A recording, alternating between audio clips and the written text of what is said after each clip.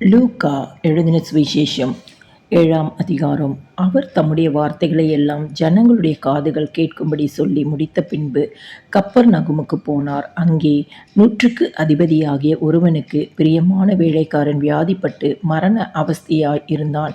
அவன் இயேசுவை குறித்து கேள்விப்பட்டபோது அவர் வந்து தன் வேலைக்காரனை குணமாக்க வேண்டுமென்று அவரை வேண்டிக் கொள்ளும்படி யூதருடைய மூப்பரை அவரிடத்தில் அனுப்பினான். அவர்கள் இயேசுவினிடத்தில் வந்து அவரை கருத்தாய் வேண்டிக் கொண்டு, நீர் இந்த தயவு செய்கிறதற்கு அவன் பாத்திரனாயிருக்கிறான். அவன் நம்முடைய ஜனத்தை நேசிக்கிறான். நமக்கு ஒரு ஜெப ஆலயத்தையும் கட்டினான் என்றார்கள்.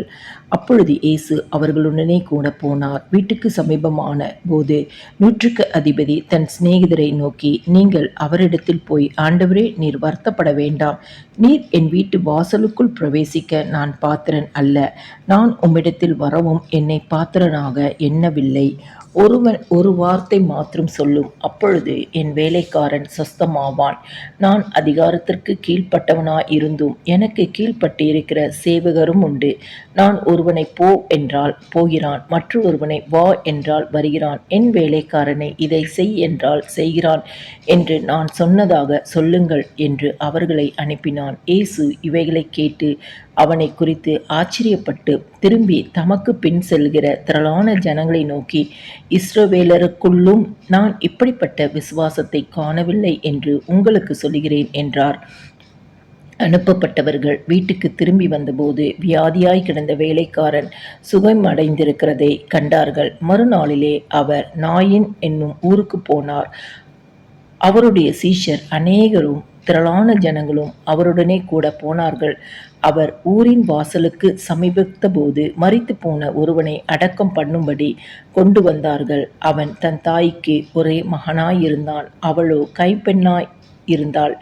ஊராரில் வெகு ஜனங்கள் அவளுடனே கூட வந்தார்கள். கர்த்தர் அவளை பார்த்து அவள் மேல் மனதுருகி, அழாதே என்று சொல்லி கிட்ட வந்து பாடையை தொட்டார். அதை சுமந்தவர்கள் நின்றார்கள். அப்பொழுது அவர், வாலிபனே, எழுந்திரு என்று உனக்கு சொல்லுகிறேன் என்றார். மரித்தவன் எழுந்து உட்கார்ந்து பேசத் தொடங்கினான். அவனை அவன் தாயினிடத்தில் ஒப்புவித்தார். எல்லாரும் பயமடைந்து, மகா தீர்க்கதரிசியானவர் நமக்குள்ளே தோன்றியிருக்கிறார் என்றும் தேவன் தமது ஜனங்களை சந்தித்தார் என்றும் சொல்லி தேவனை மகிமைப்படுத்தினார்கள். இந்த செய்தி யூதேயா தேசம் முழுவதிலும் சுற்றியிருக்கிற திசைகள் யாவற்றிலும் பிரசித்தமாயிற்று. இவைகளை எல்லாம் யோவானுடைய சீஷர்கள் அவனுக்கு அறிவித்தார்கள். அப்பொழுது யோவான் தன் சீஷரில் 2 பேரை அழைத்து, நீங்கள் இயேசுவினிடத்திற்கு போய், வருகிறவர் நீர்தானா, அல்லது வேறொருவர் வர காத்திருக்க வேண்டுமா என்று கேளுங்கள் என்று சொல்லி அனுப்பினான். அந்தபடி அவர்கள் அவரிடத்தில் வந்து, வருகிறவர் நீர்தானா, அல்லது வேறொருவர் வர காத்திருக்க வேண்டுமா என்று கேட்கும்படி யோவான் ஸ்நானன் எங்களை உம்மிடத்திற்கு அனுப்பினார் என்றார்கள். அந்த சமயத்திலே நோய்களையும் கொடிய வியாதிகளையும் பொல்லாத ஆவிகளையும் கொண்டிருந்த அநேகரை அவர் குணமாக்கி அநேகம் குருடருக்கு பார்வை அளித்தார். இயேசு அவர்களுக்கு பிரதியுத்தரமாக, நீங்கள் போய் கண்டவைகளையும் கேட்டவைகளையும் யோவானுக்கு அறிவியுங்கள். குருடர் பார்வையடைகிறார்கள், சப்பானிகள் நடக்கிறார்கள், குஷ்டரோகிகள் சுத்தமாகிறார்கள், செவிடர் கேட்கிறார்கள், மரித்தோர் எழுந்திருக்கிறார்கள், தரித்திரருக்கு சுவிசேஷம் பிரசங்கிக்கப்படுகிறது. என்னிடத்தில் இடரல் அடையாது இருக்கிறவன் எவனோ அவன் பாக்கியவான் என்றார். யோவானுடைய தூதர்கள் போன பின்பு அவர் யோவானை குறித்து ஜனங்களுக்கு சொன்னது என்னவென்றால், எதை பார்க்க வனாந்திரத்திற்கு போனீர்கள்? காற்றினால் அசையும் நாணலையோ? அல்லவென்றால் எதை பார்க்க போனீர்கள்? மெல்லிய வஸ்திரம் தரித்த மனுஷனையோ?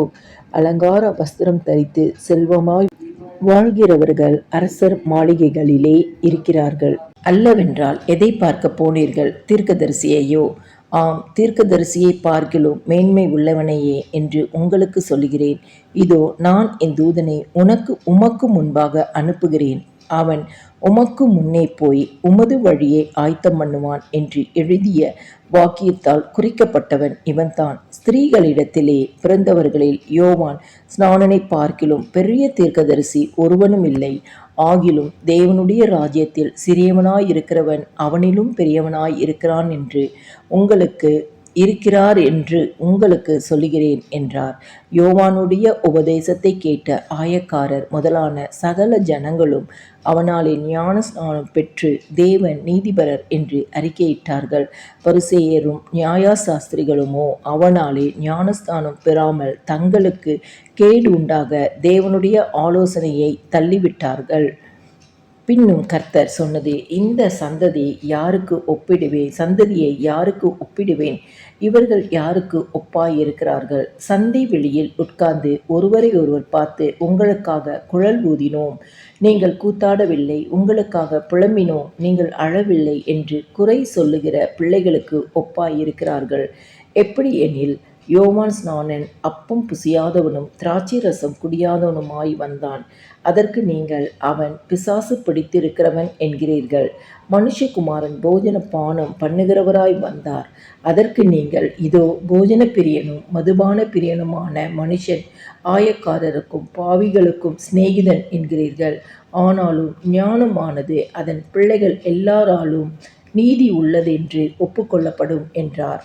பரிசேயரில் ஒருவன் தன்னுடனே போஜனம் பண்ண வேண்டும் என்று அவரை வேண்டிக் கொண்டான்.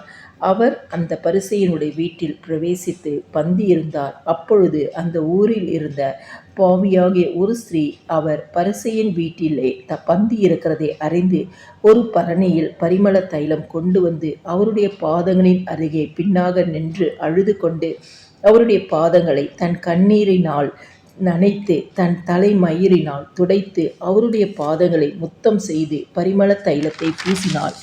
அவரை அழைத்த பரிசேயன் அதை கண்டபோது, இவர் தீர்க்கதரிசியாய் இருந்தால் தம்மை தொடுகிற ஸ்திரீ இந்நாள் என்றும் இப்படிப்பட்டவள் என்றும் அறிந்திருப்பார். இவள் பாவியாயிருக்கிறாளே என்று தனக்குள்ளே சொல்லி கொண்டான். இயேசு அவனை நோக்கி, சீமோனே, உனக்கு நான் ஒரு காரியம் சொல்ல வேண்டும் என்றார். அதற்கு அவன், போதகரே, சொல்லும் என்றான்.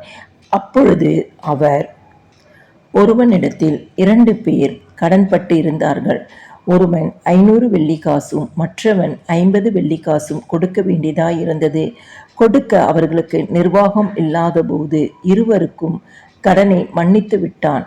இப்படி இருக்க அவர்களில் எவன் அவனிடத்தில் அதிக அன்பாயிருப்பான்? அதை சொல் என்றார்.